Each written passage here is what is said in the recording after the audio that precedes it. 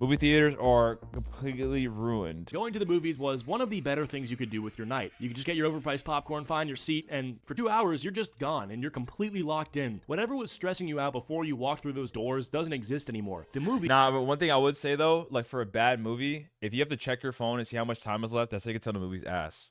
is the only thing that exists. That was the whole thing. Even during the Great Depression, the movie industry was soaring. Now, somewhere along the way, I don't know exactly when, I don't know exactly who started it, but the deal got violated. Because going to the movies now is not a peaceful experience, it's kind of an endurance test, and you're paying, at minimum, $15 to $20 to sit in a dark room. Not if you're an AMC Pass A-lister, man. I only pay once a month and I watch 4 movies a week. Who have collectively decided Once a their week. individual experience matters more than everybody else's F combined. my pass, at least I don't pay $20 every time I go watch a movie. I can watch. And you Both just of have to them. sit there. So today we're breaking down the worst things about movie theaters right now. Let's go. And there's no better way to start off than with the TikTok attention span. Ooh, TikTok couple. The people that are on their phone too much. Yeah, bro. It gets annoying, bro. I think there was one of the movies I watched this year. I forgot which one it was. It might have been the drama. I think I was sitting by somebody that was on their phone every 2 seconds, though. I mean, sometimes I'm on my phone, too, looking up stuff about the movie because I'm so interested about it. But, like, I'm talking about, like, you're just scrolling through, like, IG, bro. Like, come on, bro. And couple. These two are dangerous specifically because of where they sit. Like, they always, and I need you to understand that I mean always, end up directly in front of you. Like, this shit is not a coincidence. I think the universe does this deliberately as some kind of test. The movie's been going on for maybe 12 minutes. Things are just starting to develop. There's a tense scene. The theater is dark. And then suddenly, in your direct sight line, a phone screen erupts. The brightness has to be on maximum every time. And, like, they're signaling a fucking aircraft. The glow from that screen is filling your peripheral vision and actively pulling you out of the film you paid to see. This is 10 times worse than a CSGO flashbang. Put Trainwreck's TV getting flashbanged on the screen. This is you in the theater. Never, and I mean never, is their phone I had a group of girls that were talking on max volume the whole movie. That's where you gotta tell them, shut your ass up, bro. Please. And the whole theater would hear that. out for any good reason. There's no emergency ever. They're just scrolling. It's just standard feed activity. Like The only funny thing that happened in my movie theater chat is we were watching Backrooms and the kid just said like freak, like he said the F word, and then the whole theater started laughing. But it was a bunch of shits in there. someone's watching a TikTok with the sound barely muted, and you can hear the faint audio bleeding through. I don't know what it is, but people in the modern world feel like they always have to be checking something. Real life has turned into a Five Nights at Freddy's game where you're checking the cameras, except the cameras are the different apps on your phone telling you to check them. We've also very much scrutinized Karens as a society, but Karens are the reason that people are afraid to do shit like this. Like, people don't bring out their bright-ass phones during a movie because they're afraid of some Karen telling them to put it away. So, for all intents and purposes, maybe you have to be the Karen. But like, even if you have your phone on full, why don't you turn it on for yourself? You're blinding yourself, not just other people. For the day. Now, I've seen people be asked to put their phone away and they'll do it, but like for 90 seconds. They physically cannot be away from their phone for the length of a feature film. Like, they've made I mean, yeah, if you're like Shams from the NBA, that man has like 18 hours of freaking phone time because he has to tweet so much. decision to come to a movie theater anyway. And that part gets me. Like, they knew this about I watched the Minecraft movie and they're all like chicken jockey. I had a bunch of kids in that movie theater. I did watch that movie. themselves, and they still bought the tickets, sat down, and committed to the situation. Like, if you know you're a phone addict, or that you just have to scroll or like respond to a notification the moment you get it, don't go to the theaters. At some point during a quiet, pivotal moment in whatever movie you're watching, you'll catch yourself staring at their screen instead of the actual movie screen, and you'll realize you have no idea what's been happening in the film for like the last 10 minutes. And then you realize, like, I would hate that, bro. Because the one thing I hate being late to the movies. I love the fact that like the AMC movies, the movie starts like 25, 30 minutes after the actual showtime. So you could show up late, bro. But I'd be like, damn, I missed like I think I missed like the first 5 minutes of the Backrooms. And I went back and watched it on a legal website, bro. On the freaking screen recording. collateral damage this person has done. It's quite brutal. Later. We've got the snack concealment family. Now, I gotta be honest with you, this is like a rare moment of moral complexity in this video because I cannot fully be mad at the snack concealment family. Bro, Because yo, gang, you can't be mad at somebody bringing snacks, bro, because when you go to movie theaters, like the popcorn's $15, the drinks are like another $8, damn near $10, bro, and the candy's like 10. Everything is so expensive. It's an extra $40 just for snack. Walmart popcorn is $2, and the movie theater is charging $15 Exactly. for the same volume of popcorn in a bucket with a cartoon on it. So this family just looked at that math and said absolutely not. But I will say, it doesn't stop like at a bag of M&Ms. Like, you do have people bringing in full Chipotle bags. Stuff. Yo, did anyone see the video? That guy brought a whole seafood boil. He's like, yo, when you're in the movie theater and the freaking staff sees you with a whole boil in your mouth, I'm like, nigga, watch, mind your business, nigga. You know what I'm saying? Like, you don't get paid enough to sit here and police me. Hey, you can't have that in here. Nigga, they pay you like $5 an hour, bro. Just vibe, gang. Into backpacks. I also did hear, isn't it like super easy to work in a movie theater, bro? Like, it's not hard work. I mean, obviously you gotta clean for like all the messy people, but outside of that, it's not super hard work, no? candy bars distributed across jacket pockets, a 2-liter tote bag wrapped in a hoodie for insulation. Someone in this family like rehearsed the walk-in. They did not make eye contact at the concession stand, went straight into the theater door and did not slow down. The employee scanning tickets could see the outline of something suspicious in that bag. Like, they know, they always know. But the calculations on their end is that the confrontation is not worth the $12. I know, yeah, because you get paid like crap, bro. You said that's your family? I'm that person. I bring water bottles into the movie theater. I bring snacks. That's me, bro.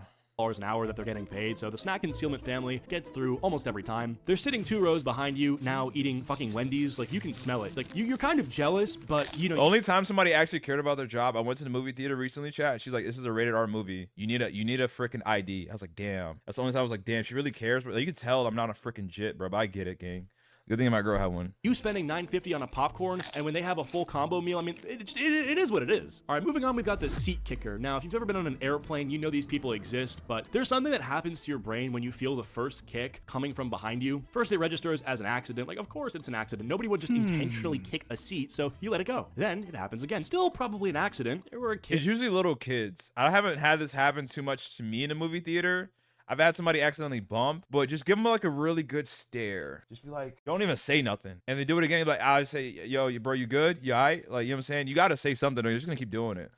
They're fidgety, they don't realize, then it happens again and again. And now you're 3 kicks deep, and you're trying to work up the courage to turn around and say something. I'm saying that. Is almost always a kid, and that kid is almost always attached to a parent who has entered a disassociation state. It's impossible for their kid to do anything wrong. Like, if you say that they did something wrong to the parent will look at the child, say their name once in like a warning tone, like Connor. And this usually carries 0 weight, and then they'll return to their own checked out state. The child will pause for 90 seconds, the kicking will resume. Moving on, we've got the late arrivers. 15 minutes of trailers. 15 full minutes of movie trailers. And then you also have 15 minutes of random ass ads before the trailers where they show you the movie theater's own branded content. 30 minutes of buffer time built in specifically so that if you're running a little behind, you can still catch the actual film. It should be physically impossible to be late for a modern movie. Yeah, well, I haven't been that. It's like 5 minutes late. And yet, this movie has been going on for 20 minutes. Real plot is happening. Characters are being... Okay, if you're 20 minutes late, you do miss a lot, though. I feel like it's the first 5, max 10. It's not super bad because it's probably just a build up and maybe just showing you location and what's going on. But if you're 20, 30 minutes into the movie, yeah, you definitely I'll be pissed off too.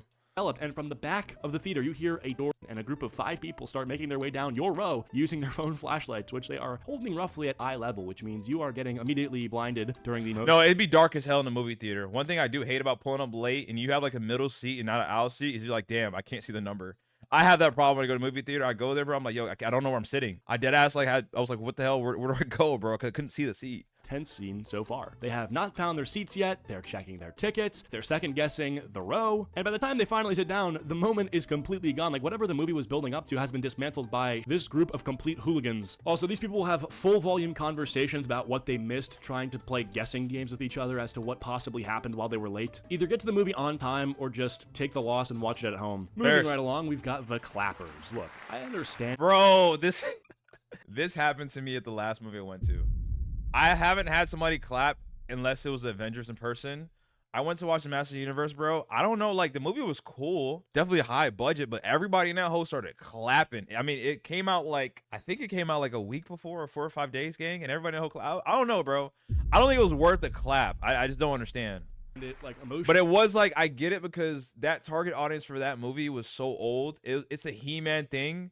I know a lot of a lot of Gen Z probably doesn't even know it either. It's the guy that holds the sword up and says the freaking gas, whatever. A lot of Gen Alpha doesn't know either. So I understand like it's an older base and I guess old people will clap more maybe. I understand that you've been invested in a franchise for years, like a character does something incredible. It's a genuine cinematic moment and your body just responds. Like, I get it. But bro, the clapping, like the standing ovation, the cheering at the screen like the actors are there, they're not there. Like, Robert Downey Jr. cannot hear you. The version of the story that you're watching was locked and exported and shipped to this theater weeks ago. Whatever you do in this seat is not going to reach them. You're applauding a projector screen. And the clappers do not do this once. Like, they'll do it throughout the movie. Like, every heroic moment or every time they do like a reference to an... Okay, but it's warranted if it's like okay, I'll be honest. I clapped when I saw all the niggas from the Avengers come back. Like, that's fairs though. That's a W thing though. Yes, it is. You can clap. Remember when everybody died in Avengers and then everyone came back on screen? I'm a dork for that, I guess.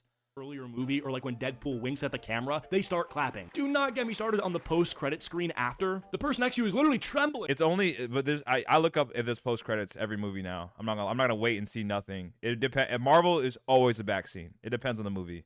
The funniest version of this is when you're watching a movie and the clappers start clapping and like not everyone in the theater joins in, so it's just like 6 people clapping in a room of 200 and it just fades out awkwardly after about 4 seconds. You'd think the silence would be a cue to the clappers that maybe they're a little out of place, but they're completely unbothered and planning on doing it again. I think movie theaters have to understand that with all the options out there for consuming media, they have to step up their game a bit and compete better. Because the reality is most people would prefer to lay in bed or on their couch and watch something on Netflix than actually go to the theater, have to risk some idiot on their phone the whole time, and be out $30 the moment they get thirsty or hungry. Now, even though these issues are prevalent, if the movies themselves that we're dropping were insanely good and only available in theaters, then people would go. But I feel like shit just hasn't been that good in the past few years. Like, yeah, Oppenheimer was in 2022. That movie was okay. I'm sure there's like one good movie a year that I go and see, but I gotta say, there should be bangers every week, and there just isn't. I like movies, and I like... Yeah, they say the best back-to-back drop was what, Barbenheimer? The Barbie movie in the Oppenheimer, right?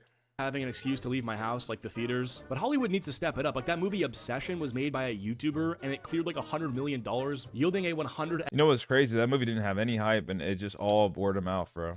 return on the budget. Like that's insane. You're telling me that these massive studios can't do the There's same obviously gonna be a second one. thing? Like I just find that hard to believe. I don't Anyway, let me watch know what it. you guys think down in the comments below. If there's any movies you guys would recommend that I watch from literally any I'd say Project Hail Mary, bro. That's my favorite movie this year, I think. I don't think any other movie comes close to Project Hail Mary. I love that movie, bro.